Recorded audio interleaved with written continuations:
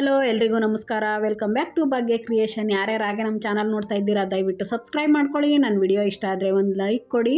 ಇವತ್ತು ಒಂದು ಹೆಲ್ದಿಯಾದಂಥ ಪಲಾವ್ ಮಾಡೋಣ. ನಾನು ಇವತ್ತು ಸೋಯಾಬೀನ್ ಮೆಂತ್ಯ ಪಲಾವ್ ಮಾಡ್ತಾಯಿದ್ದೀನಿ. ತುಂಬಾ ಟೇಸ್ಟಿಯಾಗಿರುತ್ತೆ, ಹೆಲ್ತಿಗೂ ತುಂಬಾ ಒಳ್ಳೆಯದು. ಯಾವಾಗಲೂ ಮಾಡೋ ರೀತಿ ಮಾಡಿದ್ರೆ ಅಷ್ಟೊಂದು ಟೇಸ್ಟ್ ಇರೋಲ್ಲ. ಈ ರೀತಿ ವೆರೈಟಿಯಾಗಿ ಮಾಡಿದ್ರೆ ತುಂಬಾ ಚೆನ್ನಾಗಿರುತ್ತೆ. ನಾನು ಅದಕ್ಕೆ ಮೆಂತ್ಯ ಸೊಪ್ಪು ಮತ್ತು ಒಂದು 3 ಥರದ ತರಕಾರಿ ತೊಗೊಂಡಿದ್ದೀನಿ. ಮತ್ತು ಸೋಯಾಬೀನ್ನ ನಾನು ಬಿಸಿನೀರಲ್ಲಿ ಸ್ವಲ್ಪ ಬೇಯಿಸಿ ಚೆನ್ನಾಗಿ ಹಿಂಡ್ಬಿಟ್ಟು ನೀರನ್ನೆಲ್ಲ ಎತ್ತಿಟ್ಕೊಂಡಿದ್ದೀನಿ. ಒಂದು ಬೌಲು ಬಟಾಣಿ, ಸಿಂಪಲ್ಲಾಗಿ ತುಂಬ ಈಸಿಯಾಗಿ ಮಾಡ್ಕೋಬೋದು. ಇಲ್ಲಿ ನಾನು ಬಾಸುಮತಿ ಅಕ್ಕಿ 1 ಗ್ಲಾಸು ಮತ್ತು ಮಾಮೂಲಿ ರೈಸು 1 ಗ್ಲಾಸ್ ತೊಗೊಂಡಿದ್ದೀನಿ. ಅದಕ್ಕೆ ಸ್ಪೈಸಿ ಮಾಮೂಲಿ ಪಲಾವ್ ಎಲೆ, ಮರಾಠಿ ಮೊಗ್ಗು ಇಂಥವೆಲ್ಲ ಇಂಗ್ರೀಡಿಯೆಂಟ್ಸ್ ತೊಗೊಂಡಿದ್ದೀನಿ. ಮೇಯ್ನು ಇದಕ್ಕೆ ಪುದೀನ ಸೊಪ್ಪು ಸ್ವಲ್ಪ ಜಾಸ್ತಿ ಹಾಕ್ಕೋಬೇಕು, ಹಾಗಾಗಿ ತುಂಬ ಟೇಸ್ಟು ಚೆನ್ನಾಗಿ ಬರುತ್ತೆ. ಇವಾಗ ಒಂದು ಜಾರ್ ತೊಗೊಂಡು ಅದಕ್ಕೆ ಸ್ವಲ್ಪ ಕೊತ್ತಂಬರಿ ಸೊಪ್ಪು ಮತ್ತು ಪುದೀನ ಸೊಪ್ಪು ಅಂದರೆ ಸ್ವಲ್ಪ ಜಾಸ್ತಿ ರುಬ್ಬಿಟ್ಟು ಮಾಡಿದ್ರೆ ಟೇಸ್ಟು ಡಿಫ್ರೆಂಟಾಗಿರುತ್ತೆ, ತುಂಬಾ ಚೆನ್ನಾಗಿರುತ್ತೆ. ನಾವು ಯಾವಾಗಲೂ ಬರೀ ಮೆಂತ್ಯ ಪಲಾವ್ ಎಲ್ಲ ಮಾಡ್ತೀವಲ್ವ, ಅದ್ರ ಬದಲು ಈ ರೀತಿ ಒಂದು ಸ್ವಲ್ಪ ಡಿಫ್ರೆಂಟಾಗಿ ಮಾಡಿಕೊಂಡ್ರೆ ತುಂಬ ಚೆನ್ನಾಗಿರುತ್ತೆ. ಇಲ್ಲಿ ಖಾರಕ್ಕೆ ತಕ್ಕಂತೆ ನೀವು ಹಸಿರು ಮೆಣಸಿನ್ಕಾಯಿನ ಹಾಕೋಬೋದು. ಮತ್ತು ಸ್ವಲ್ಪ ಬೆಳ್ಳುಳ್ಳಿ ಮತ್ತು ಸ್ವಲ್ಪ ಶುಂಠಿ ಹಾಕೋತಾ ಇದ್ದೀನಿ. ಅಂದರೆ ನಾನಿಲ್ಲಿ ಶುಂಠಿ ಬೆಳ್ಳುಳ್ಳಿ ಪೇಸ್ಟು ಯೂಸ್ ಮಾಡೋದ್ರಿಂದ ಸ್ವಲ್ಪ ಹಾಕೋತಾ ಇದ್ದೀನಿ. ಬೇಕು ಅಂದರೆ ನೀವು ಸ್ಪೈಸಿಯಾಗಿ ಮಾಡ್ಕೋಬೋದು. ಈಗ ಅದಕ್ಕೆ ಸ್ವಲ್ಪ ನೀರು ಹಾಕ್ಕೊಂಡು ಈ ರೀತಿ ನುಣ್ಣಗೆ ಪೇಸ್ಟ್ ಮಾಡಿ ಎತ್ತಿಟ್ಕೊಂಡಿದ್ದೀನಿ. ಇವಾಗ ಗ್ಯಾಸ್ ಹಚ್ಚಿ ಒಂದು ಕುಕ್ಕರ್ನ ಇಟ್ಕೋತಾ ಇದ್ದೀನಿ. ಇವಾಗ ಎಣ್ಣೆನ ಹಾಕ್ಕೊಳ್ಳೋಣ. ಅಡುಗೆ ಎಣ್ಣೆ ಅಂದರೆ ಇದು ಪಲಾವ್ಗೆ ಸ್ವಲ್ಪ ಒಂದು ಮೀಡಿಯಮಲ್ಲಿರಬೇಕು, ತುಂಬ ಕಡಿಮೆನೂ ಹಾಕ್ಬಾರ್ದು, ತುಂಬ ಜಾಸ್ತಿನೂ ಹಾಕ್ಬಾರ್ದು. ಒಂದು ನಾರ್ಮಲಲ್ಲಿ ಹಾಕ್ಕೊಂಡ್ರೆ ನಾವು ಅಕ್ಕಿ ಎಷ್ಟು ತೊಗೊಂಡಿದ್ದೀವೋ ಅಷ್ಟನ್ನು ಹಾಕ್ಕೊಂಡ್ರೆ ನಮಗೆ ಪಲಾವು ಕರೆಕ್ಟಾಗಿ ಬರುತ್ತೆ. ಇವಾಗ ಪಲಾವ್ಗೆ ಬೇಕಾಗಿರೋ ಅಂಥ ಓಂಕಾಳು, ಪಲಾವ್ ಎಲೆ, ಏಲಕ್ಕಿ, ಚಕ್ಕೆ ಎಲ್ಲ ಹಾಕ್ಕೊಂಡು ಅದನ್ನು ಸ್ವಲ್ಪ ಫ್ರೈ ಆಗಬೇಕು. ಎಣ್ಣೆ ಬಿಸಿ ಇದ್ದಾಗ ಹಾಕಿದ್ರೆ ಅದು ಚೆನ್ನಾಗಿ ಅದ್ರ ಫ್ಲೇವರ್ ಬಿಟ್ಕೊಳ್ಳುತ್ತೆ. ಆಮೇಲೆ ನಾವು ಈರುಳ್ಳಿನ ಹಾಕ್ಕೊಂಡು ಈ ರೀತಿ ಫ್ರೈ ಮಾಡಬೇಕು.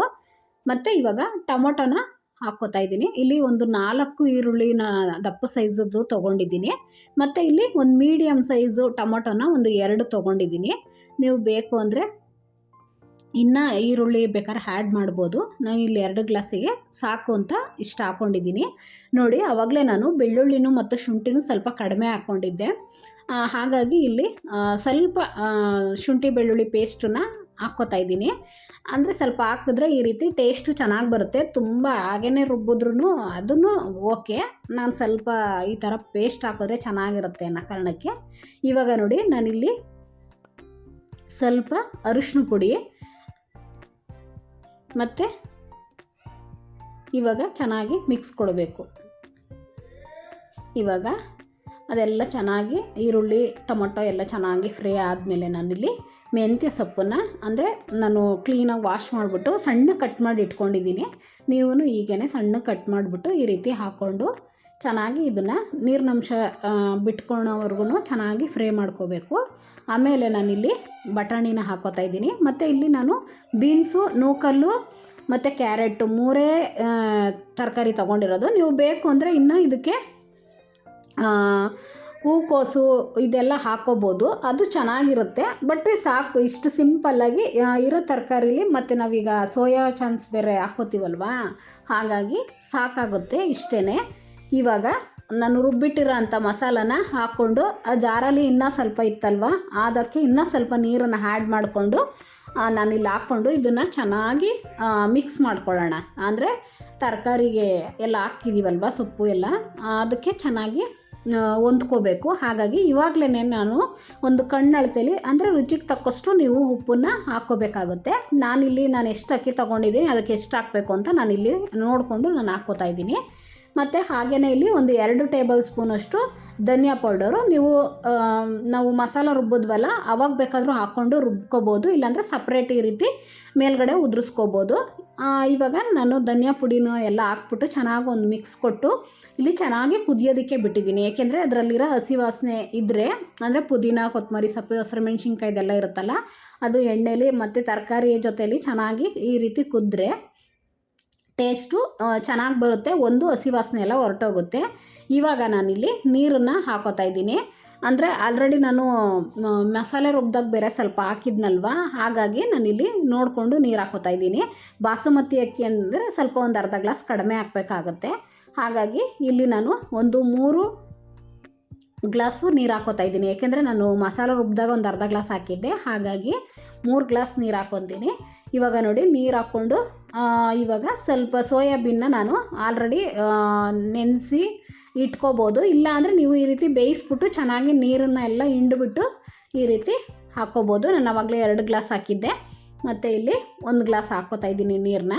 ನಾನು ಉಪ್ಪನ್ನೆಲ್ಲ ಆವಾಗಲೇ ಹಾಕಿದ್ದೆ. ನಿಮಗೆ ಅಕಸ್ಮಾತು ಗೊತ್ತಾಗಿಲ್ಲ ಅಂತಂದಾಗ ಈ ರೀತಿ ಎಲ್ಲ ಮಿಕ್ಸ್ ಮಾಡಿಕೊಂಡು ಟೇಸ್ಟ್ ನೋಡಿಕೊಂಡು ನೀವು ಉಪ್ಪನ್ನ ಹಾಕ್ಕೋಬೋದು. ಖಾರನೂ ಅಷ್ಟೇ, ನಿಮಗೇನಾದರೂ ಕಡಿಮೆ ಅಂತ ಅನ್ನಿಸ್ತು ಅಂದರೆ ನೀವು ಅಚ್ಚ ಖಾರದ ಪುಡಿನ ಸ್ವಲ್ಪ ಹಾಕ್ಕೋಬೋದು, ಚೆನ್ನಾಗಿರುತ್ತೆ. ನೋಡಿ ಇವಾಗ ಚೆನ್ನಾಗಿ ಕುದಿಬೇಕಿದು.